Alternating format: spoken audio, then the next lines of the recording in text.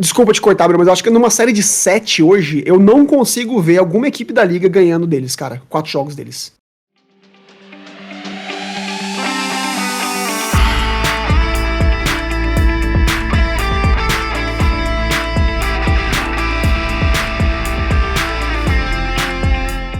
Filipão, começando aqui o nosso segundo bloco do 3 pontos e a falta para falar do Bucks, que acho que não tem, né, é até o adjetivo que tá aparecendo aqui na tela, se você tá vendo no YouTube, mas se você está nos ouvindo no podcast, dá todas as pintas de ser um time imparável. É um time que tá com 6 vitórias neste momento, não perdeu ainda na temporada, né? A gente tá gravando aqui na terça-feira, dia 1º de novembro.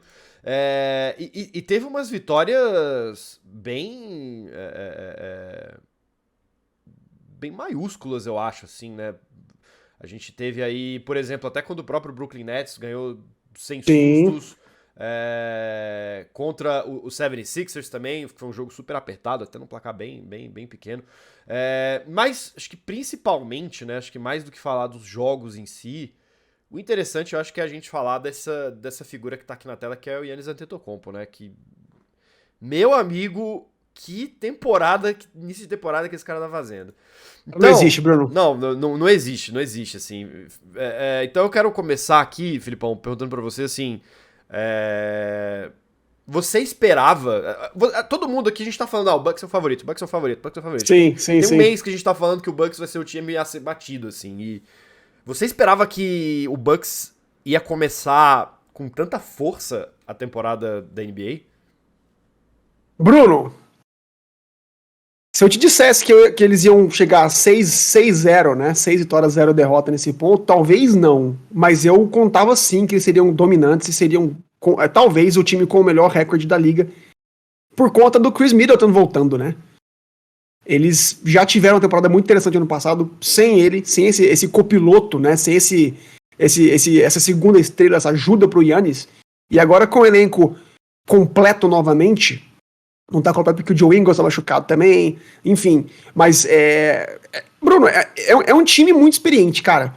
É um time que cresceu muito nos últimos anos, passou por muitas adversidades juntos. É um time que a estrutura, a espinha dorsal é a mesma, o corpo técnico é o mesmo, eles se conhecem.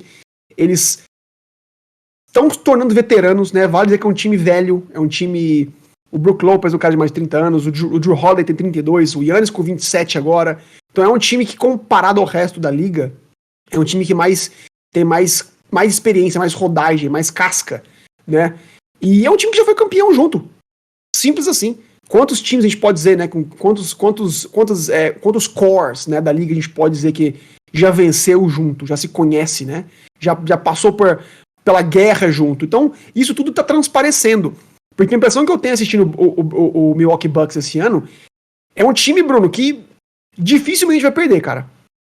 Assistindo aos jogos deles, eles flutuam, obviamente. Ontem, inclusive, né, na dia 31 de outubro, teve um jogo apertado contra o jovem time de Detroit Pistons, em que eles chegaram no quarto com 1 ponto de vantagem só.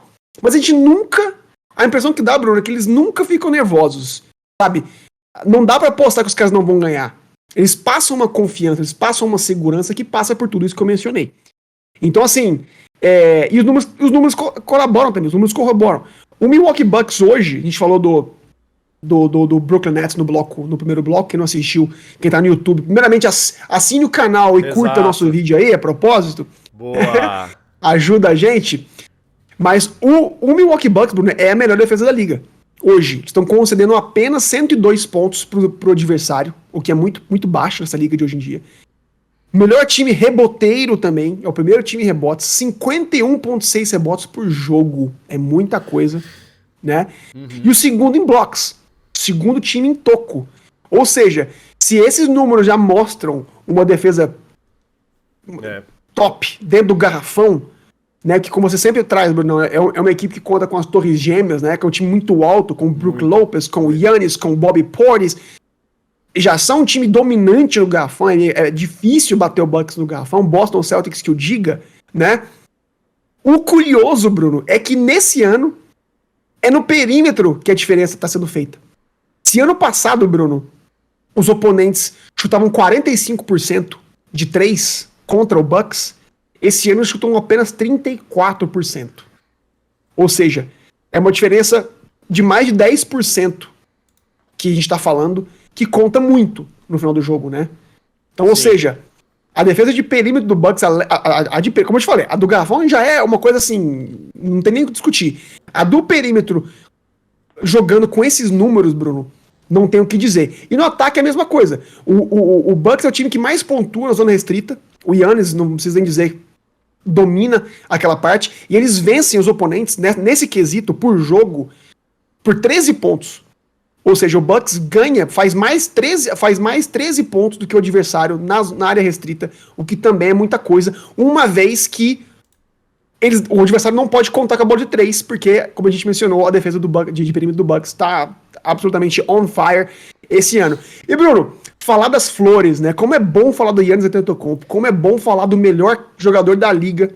Absurdo. Como é bom falar de um cara que quis jogar Eurobasket, né? Ele podia dizer que queria descansar, podia dizer que não precisava, mas ele fez questão de ir lá jogar pela Grécia. Eu sempre trago essa informação, ele jogou muitos minutos de pivô, o que melhorou muito esse jogo dentro de garrafão dele, esse jogo de jump shots, de hook shots, esse arsenal ofensivo do Giannis aumentou ainda mais. Sim. E Bruno, se a gente fala que o Giannis ele é uma aberração, porque todo ano parece que ele melhora, ele dá um salto, ele já era o melhor da liga. E ele tá ainda melhor esse ano. É um absurdo. E eu tenho números pra provar isso. Bora. Ano passado, Brunão, ele teve média de 30 pontos por jogo. Esse ano, ele tá fazendo 34,4. Ano passado, ele pegava 11,6 rebotes por jogo. Esse ano, ele tá pegando 14. Ano passado ele chutou 55% de quadra. Esse ano ele tá chutando 60% de quadra. E o mais incrível, ano passado ele chutou 29% de 3. Esse ano tá chutando 35% de 3, Bruno, que é um número muito bom já, né? Dado, pra quem não sabe, dado assim, 39, 40% de 3 é um cara top. É um cara que, vamos supor, que ele vai pra uma equipe só pra chutar bola de 3. A especialidade dele é chutar de 3. Ele tem essa porcentagem. 39, 40 já é uma coisa absurda. O Giannis chuta 35, Bruno. Liga o alerta vermelho na liga aí, cara. Porque eu não imagino que essa média vá se manter, mas se mantendo, cara, esquece. Já era. Que juntando tudo isso que eu mencionei, com o Jrue Holiday pilhado, ele tá encabeçando essa defesa de perímetro maravilhosa desse ano. Sim. Vai disputar com certeza o jogador defensivo do ano. Com certeza. É um cara super clutch, Bruno. No jogo de ontem, né, de 31 de outubro, segunda-feira, contra o Pistons, foi dele a cesta que sacramentou a vitória do Bucks. Pela segunda noite seguida, pelo segundo jogo seguido.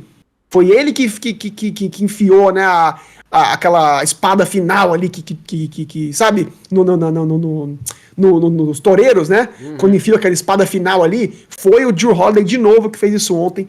Ou seja, o Chris Middleton não jogou, mas tá tendo média de 20 pontos, 5 rebotes, 5 assistências, chutando 37% de 3. E o Bobby Portis que se transformou, Bruno, sendo titular, cara.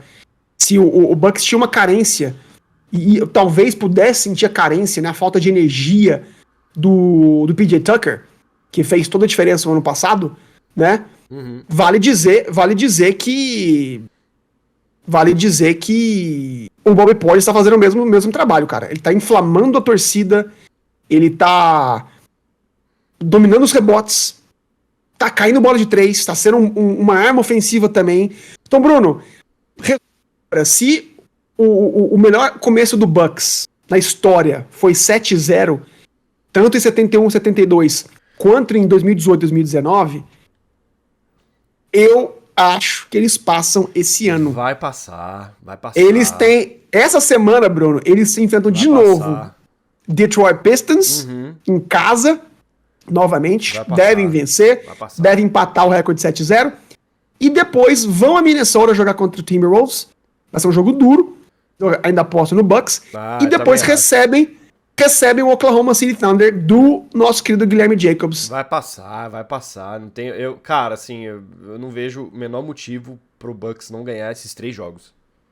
Sim. Até o do Timberwolves, que tá, beleza, vai ser uma briga dura ali no garrafão, porque o Wolves também tem jogadores altos, né? defensivamente vai ser uma pedra no sapato aí do Bucks, mas eu não vejo motivo pros caras não ganharem, assim, realmente é o time que tá mais redondo, né, porque até se você para pra pensar em termos de time que tá jogando junto há mais tempo, né, todos os contenders da liga passaram por reformulações muito profundas nos últimos 4, 5 anos. Exceto o Bucks. Bruno. Exato, Você Bruno. pega o Warriors. O Warriors reformulou praticamente inteiro, né? Todos os jogadores ao redor do Curry são outros de 2018, 19 pra cá. Lakers não precisa nem falar. Nets não precisa nem falar. Miami também teve trocas muito significativas. O Suns também, né, trouxe o Chris Paul, né, teve várias mudanças. Todos os times da liga, né, passam por... Acho que talvez com exceção do Celtics, né? Acho que talvez o Celtics seja o time que tá mais...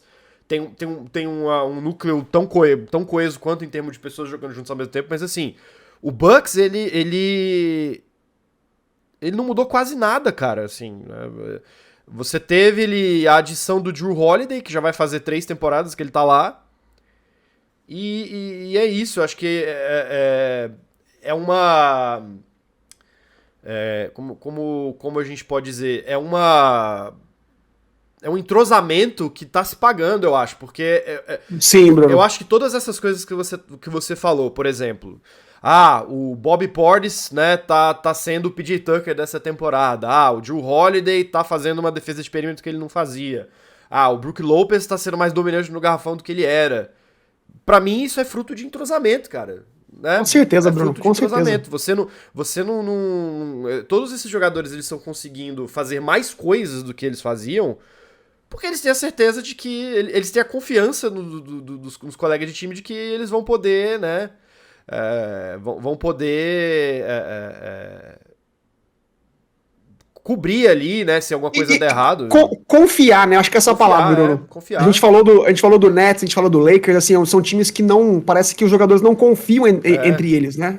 Em si mesmos. Eu acho que por exemplo, o Jrue Holiday tá podendo se dedicar mais a uma defesa de perímetro, porque ele sabe que se a bola for pro garrafão, cara, o Brook Lopez tem uma média de 3.3 tocos por jogo. Ele vai dar conta de segurar quem tiver ali, né?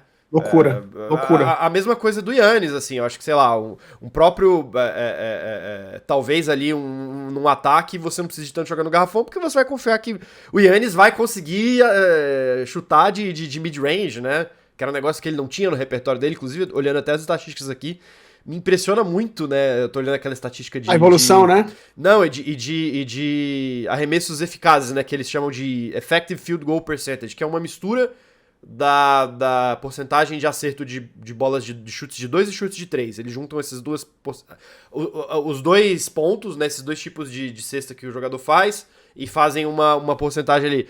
Cara, o Giannis é o segundo melhor do time, e só perde pra um cara que é o Marjon Beauchamp, que é reserva e que pega na bola pouquíssimas vezes, por isso que a média dele tá lá em cima, mas tipo... O volume de jogo que ele tem esses números é uma coisa impressionante, Bruno. É surreal, e era um negócio que ele...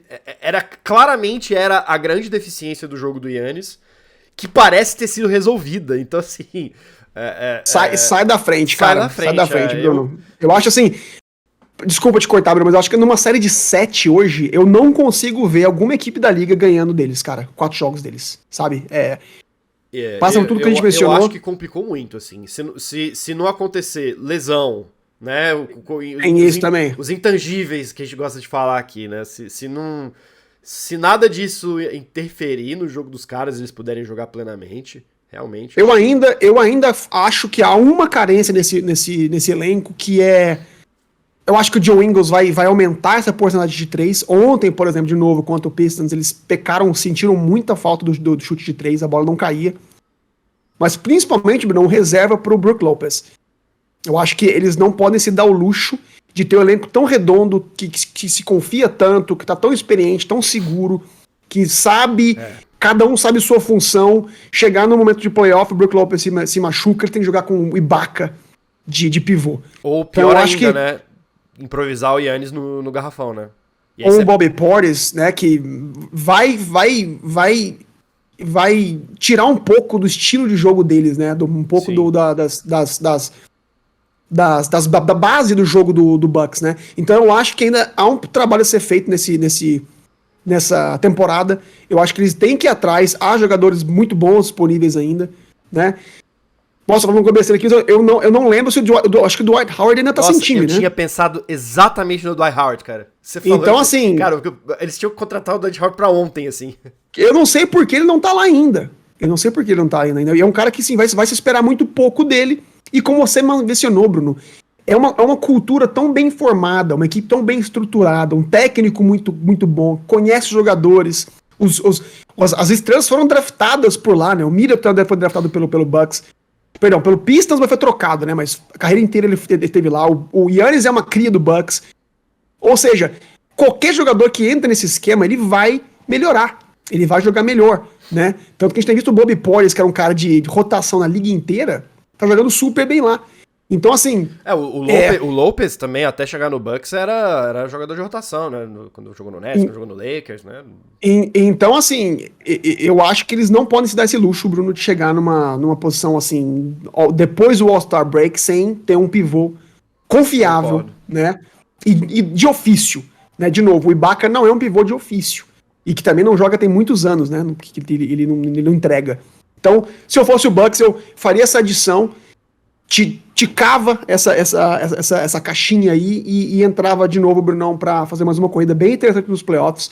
Porque pelo que a gente tá vendo nas outras costas, com os principais, na costa leste mesmo, os principais adversários do Bucks ao título estão capengando, cara. O Boston Celtics começou muito bem, a gente até fez um vídeo sobre eles. Depois eles perderam pro Cleveland em casa, né? Na outra costa, o Warriors tá capengando. Sim. Perdeu pro Detroit Pistons há 2 noites atrás. Sim. O Lakers nem se fala, né? O Suns é uma coisa que a gente não consegue levar muito a sério. Então, o Sixers também, né? Parece que não sabe se vai ou fica. Então, Bruno, o Bucks... Tá, assim, o cenário tá armado pro Bucks. Em termos de consistência, né? Nenhum time tá jogando igual o Bucks. Pode ser que algum time passe a jogar igual o Bucks em termos de consistência? Pode ser, né? Vou levantar a bola pra você, Bruno. Você trouxe aquela estatística sobre os campeões, né? O número de... Como os campeões começam as temporadas, geralmente. Né? Essa é legal. Essa é legal. Não sei se você consegue puxar aí, só pra... Ou resume pra quem tá ouvindo, pra ver como é que é importante, como é que começar bem a temporada fala muito sobre as pretensões, de fato, das grandes, as reais chances de a equipe ser campeã. Entre todos os campeões da NBA, Filipão, né? 26 deles, né? A gente tá indo pra 76ª temporada de NBA. 26 deles começaram a temporada com 4 vitórias e 0 derrotas. 28 começaram a temporada com 3 vitórias e 1 derrota. 17 começaram com 2-2, né? 2 vitórias e 2 derrotas. Só 5 começaram perdendo 3 em 4 jogos, né? Com 1 vitória e 3 derrotas. Nenhum campeão começou perdendo os 4 primeiros jogos. O que é muito interessante, né? Porque se você parar pra pensar, por exemplo... O Sixers, se a gente levar em conta essa estatística, né, de começo de temporada, times como o Sixers, por exemplo, né, já não se encaixa, o Nets não se encaixa, na Conferência Oeste o Lakers não se encaixa, né, obviamente, vários times aqui que a gente sabia que era muito difícil que não chegasse, mas, por exemplo,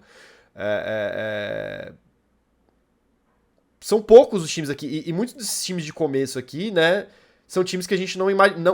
Quando a gente começava a falar de favoritos ao título nessa temporada, certamente a gente não incluía, como o Hawks, como o Raptors, como o Cavs, né, lá na Conferência. Mas que vamos ser sinceros, Bruno, assim, esse time a gente sabe também, eles podem surpreender, mas pra falar de título é muita ambição. Né? Eu acho que todos esses números que a gente tá trazendo aqui é justamente pra reforçar o fato de que de todos os contenders, né, de todos os times que a gente acha que vão disputar o título lá no meio do ano que vem, o único que tá com começo de campeão é o Bucks. Ponto final. Talvez o Phoenix Suns também, vamos ser sinceros. Mas, dado, né, o histórico recente do Phoenix Suns em playoffs, Bruno, tá claro que não apenas o Bucks é favorito por uma opinião própria, mas estatisticamente, dada a importância de se começar bem uma temporada. Então, a gente traz esse número pro ouvinte pra saber, pra entender o peso e o que significa esse começo tão avassalador e dominante do Milwaukee Bucks.